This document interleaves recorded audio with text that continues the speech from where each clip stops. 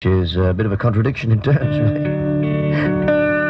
Moving up to 6:13, it's 11 degrees in the city, quite warm today. Getting back into the stereo with the Red Hot Chili Peppers, and back into the comedic bit shortly with something old, something new, something borrowed, never, something blue, always. Yeah, if it makes you feel any better, I just asked Fifi to do it, and she's now hiding in the toilet. It's 5 to 7 now. It's raining, and I've stuck my feet out the end of the tent, and the sleeping bag is all wet. But in fact, it wasn't raining, and the end of the sleeping bag wasn't protruding beyond the tent. What had happened was that the end of the sleeping bag had become sodden with my own blood, as a leech had taken up a position between my big toe and the other toe. So I nearly bled to death because of that leech. Mind you, I got the leech back. It died within 2 days of acute tinea. An incurable romantic, aren't you? I am. Alison Drower here for Whisper Plus. Mark Warren here for City Ford. City Ford, and I'm here for Comfy Pop Incontinence Pads. It's the Wollongong Boys' birthday, ladies and gentlemen. Quino's birthday. It's the Steve Quinn birthday program here at the Doug Mulray Show, 7:12 the time. While we're speaking of the southern coast, Quino's, Yes. the southerly change has just passed through Bellambi Point. You'd know that, wouldn't you? Very well. The southerly change has just passed through Bellambi Point near Wollongong. 16 knots gusting to 20. Should be here within the next hour and a half. So our beautiful summer's day will be ruffled just a wee bit. Our performance was ruffled just a wee bit. In the studio the other day, we sat down to record a simple anti-ad, and heaven knows somebody must have put laughing gas in the air conditioning. No, you just dial 1. Yeah, that's right. Dial 1, the area code, and then the number. Right now, you can phone anywhere long distance in Australia and on the average be better off with Optus than with our competitors' rates. Hello? King Island Dairy. Hello? Hello? Hi, how are you? Oh, 2 of yous, eh? Giggling jerks from Sydney.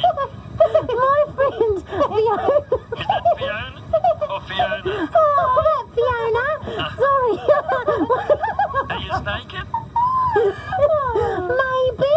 Where are you ringing from? Home. Sydney. Yeah. From Sydney, oh, the big smoke. What were you wondering? We had a big smoke before we rang you. What were you wondering? We're starving. What were you wondering? Were you spawned under a wandering star? I was wondering how the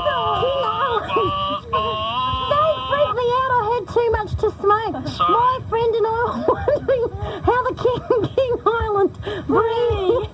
How the King Island Brie is coming along? Well, it's a bit soft. Oh, no. Yeah. Oh, Yeah. would you... It's very disappointing. Would you have something harder? I've got a nice firm blue vein just under the counter that might interest you. Oh, yeah. Yes. Oh, yourself. What about our cream? I bet you'd like to know. Show us the cream. There's buckets of it. Oh! More than your little mouths can swallow.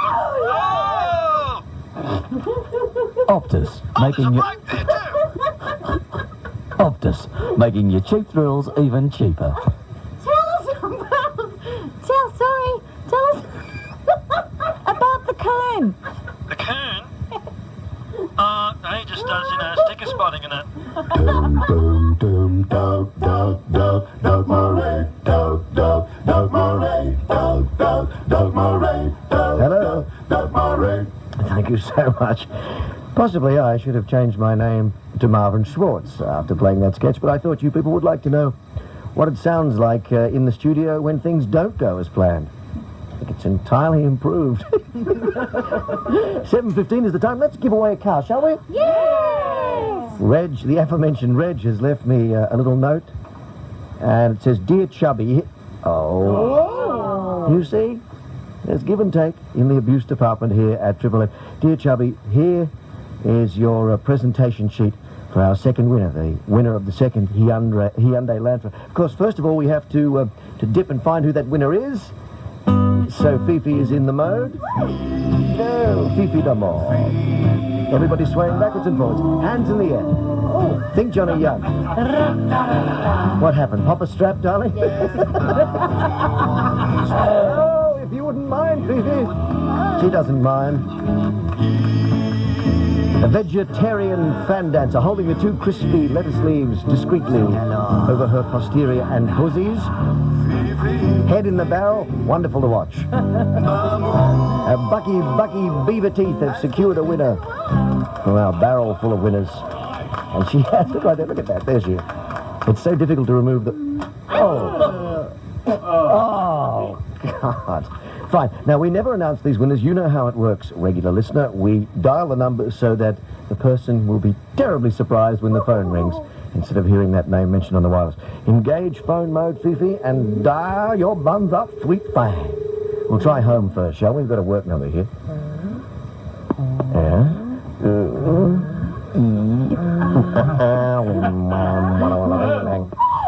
Oh, there we go. Let's hope she got the number right today. It helps. All of these people in the barrel, of course, spotted wearing Doug stickers. Hello? Good morning. Elizabeth Mulebucker? Yes, hello? Hello, it's Doug Mulray from Triple M. Triple M. Yeah. I just heard on the radio, I thought, oh my God, my phone is ringing. Ah, you worked out the association between my rave and your phone ringing. You clever girl. Still, the Mulebuckers have always been famous for their remarkable IQs. Elizabeth, Ms. Mulebucker, Yes? it gives me singular pleasure to tell you that you have just won the second of our fantastic 1993 Hyundai Elantra GLSs. Thank you very much. Do you have a car, my darling? I have a car, yes, a little Marina. A little Marina. It's 18 years old. Oh, yeah, that's the Leyland thing. It's like Yes. a Morris Marina, It isn't goes it? well, it does its job. Oh, good. Well, flick it. Because you now have a car voted NRMA's best small-medium car of the year, Oh my God, I can't believe it. which has a 3-year, 100,000-kilometre factory warranty, which is fully imported from Korea. It has a 1.8-litre, 16-valve, double overhead cam, fuel-injected engine.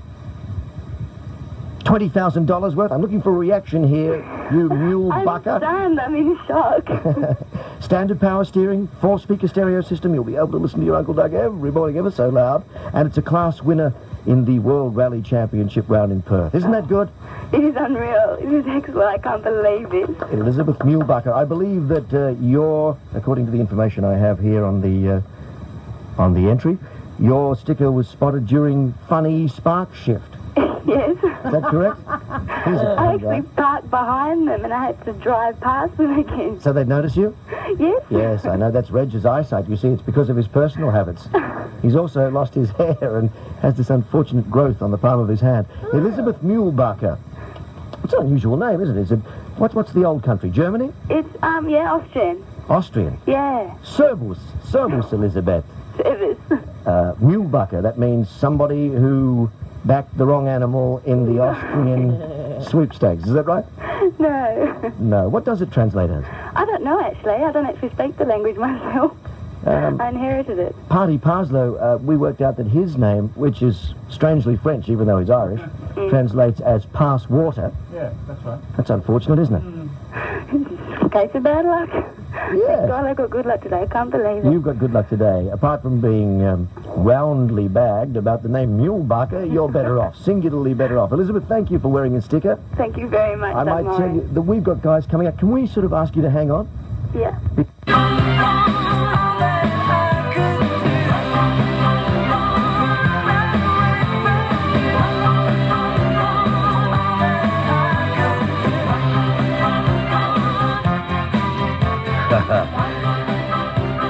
Thorn in my side. I'd like to dedicate that to the dickhead cameraman who harassed me as I came into the radio station this morning. It seems that you can't decide as a member of the general public not to have your picture taken. If one is approached by the press to have one's picture taken, one must say yes. They're the press, after all. They are a sacred institution and entitled to harass people at their whim, really. I find it quite remarkable. I spoke to the editors. I said, no, we're going to wind down this radio program for the benefit of the radio audience. We don't want to have television cameras in here, and we don't want to go whinging to the press about what a terrible experience it is leaving. We just want to do what we're paid to do and walk away. So please leave us alone, and we'll do a radio show on Friday, which should be memorable, and it will happen on the radio. It won't happen in the paper, and it won't happen on television. We're quite happy with this medium. We love it. That's why we've worked in it for so long. Now, if you would just respect our wishes, we'd be enormously grateful, but unfortunately people find it very difficult to respect other people's wishes when they're journalists and cameramen employed, particularly by the Telegraph Mirror. No, they have a right to go anywhere they bloody well like and take anybody's picture they desire. I find it quite remarkable. I find it very annoying. I find it an intrusion on my personal space, man. Oh, a spaceman. What am I on this morning? It just reconfirms my attitude to the press, unfortunately. 6:00. Go away, gentlemen. I don't wish to be photographed. It's not a pretty sight. They did get an interesting shot of my bald spot as I leaned away from them and put my security card into the door there that opens to let us into the car park. I hope they print that. That should be interesting. Ashley and Martin will pick it up and use it as a before photograph for their hair weaving technique. God, imagine that. You pull up to work and there's a white Commodore and 4 guys get out of it, just like the opening to Division 4, or I thought one of them might have been Leonard Teal. Doors all bang, and instead of producing small weapons, they produced small cameras. That was a relief. I was beginning to feel grateful that I'd worn my bulletproof vest. I think that there's a bit of a furore happening here, and it really isn't worth it. This is a breakfast radio program based on fart jokes and poor judgment. It's not a big event. Leave us alone. We just want to be vulgar in private. Journalists and photographers from the Telegraph Mirror, I regret to announce. Pearl Jam, a little kick, freckle, rock and roll to get things moving this morning. This is the Alive song, and you're hearing it at 6:13.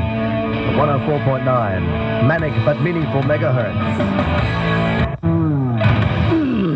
Come in, Indian, and close the door. Thank you. Did they take your picture? No, they wouldn't take mine. Look at me. They need a very bright light, wouldn't they? Yeah, it was too dark this morning anyway. Too dark to see! Moving up to 6:18, let's leave that subject alone. It's a bit depressing, and heaven knows things are depressing enough. We're going to split up as a nuclear family. Because I'm taking the weapons. We've had so many requests on 369-1626 for bits and pieces over the last 11 years of the Doug Mulray Breakfast Show. And as you would imagine, many of those requests have been for Gloria. Gloria. This is one of my favourite bits, and clearly from your response, one of yours.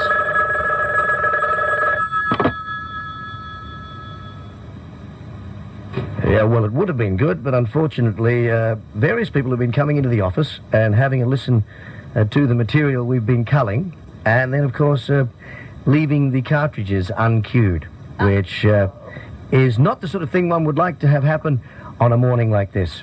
It's been a bad morning. It started badly. We blame the press for that. I blame the press for nearly everything. Why not? Many people blame society. Many people blame alcohol and drugs. But I blame the press. So we'll leave that for the moment, ladies and gentlemen, and return when we get our house in order. 6:23, let's have another go, shall we? Dead Doug Mulray, Triple M. Gloria. Can you bring yourself to speak? Oh, I see. It's Keith again, isn't it? Don't strain yourself. Yes, I thought so. He's really done it this time. Oh, dear. I told you about his midnight micturation. I beg your pardon? The sly, streamy passes in the middle of the night. In the wee hours. You said a mouthful. Yes. Oh, dear. I see. So you're hinting at Keith's bedwetting. Look, I'm a patient man. I'm an understanding man. I'm not quick to judge, but I'm fed up. I'm fed up to hear. Up to pussy's bow with Keith. Absolutely. Up to pussy's bow. I'm fed up to pussy's bow. Oh, is it a big problem? Enormous. The bedwetting, I mean. Especially that. It leaks straight through to the inner coil. And why is that a problem for you? Well, I shouldn't laugh. I'm in the general area, as it were, sort of close by. Yes. Have you considered using comfy pop incontinence pads? Wouldn't do any good. They're very absorbent. Yes, but It isn't so much the moisture. Not really the moisture. I don't understand it. Look, I've told him time and time again. I said, Keith, you know you've got a problem.